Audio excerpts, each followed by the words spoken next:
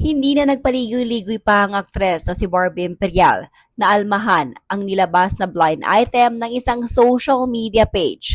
Base sa blind item ay may isang female celebrity umano ang nakapagpatayo ng kanyang dream house mula sa ilang taon nitong pagtatrabaho.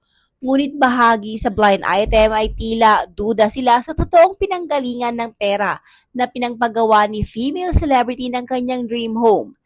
Nakasaad kasi sa blind item ay parang pinalalabas na mula umano sa kanyang powerful partner ang perang pinagpagawa ni female celebrity ng kanyang bahay. Dahil dito ay umalma na si Barbie Imperial at tila inako niya na siya ang tinutukoy sa blind item.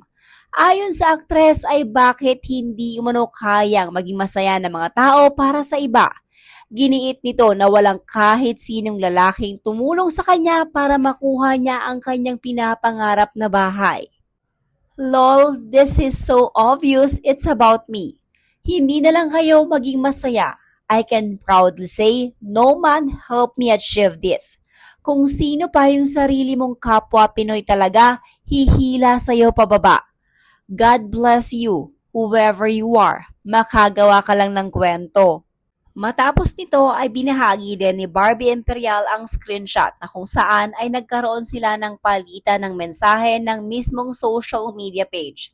Mababasa sa message na naglabas sa blind item ay sinabi nitong hindi umano si Barbie Imperial ang kanilang tinutukoy, kaya naman hindi din umano nila ito buburahin.